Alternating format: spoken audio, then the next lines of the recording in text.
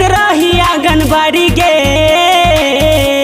बनाई के कवारी हे गे एके साथे पढ़े जाइत रही आंगनबाड़ी गे त गेलही ससुरबा बनाई के कवारी गे त बेची लोहा लक्कर तोरा याद में हम प्यारी गे त गेलही ससुरबा बनाई के कवारी गे बनाई के कवारी गे म्यूजिक बाय बनाई के कवारी गे बनाई के कवारी गे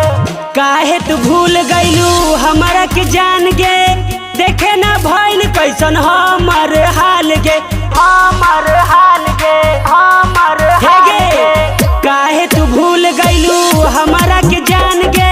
देखे ना भइल कैसन हमर हाल गे जिंदगी के नरक बनैले तू हमारी गे हो हाँ जिंदगी के नरक बनैले तू हमारी गे त गेलही ससुरबा बनाई के कवारी गे एके साथे पढ़े जाइत रही आंगनबाड़ी गे त गेलही ससुरबा बनाई के कवारी गे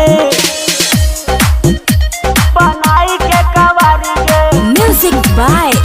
बनाई के कवारी गे बनाई के कवारी गे तोहरा बिना अब अकेला कैसे रहम गे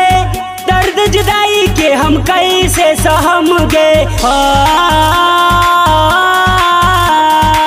तोहरा बिना अब अकेला कैसे रहम गे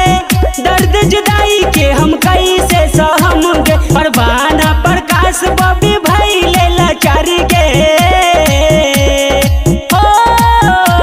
परवाना प्रकाश बबी भइले लाचारी गे त गेलही ससुरबा बनाई के कवारी गे बेची लोहा लक्कर तोरा याद में हम प्यारी गे त गेलही ससुरबा बनाई के कवारी गे बनाई के कवारी गे तारक डिजिटल रिकॉर्डिंग स्टूडियो वैशाली।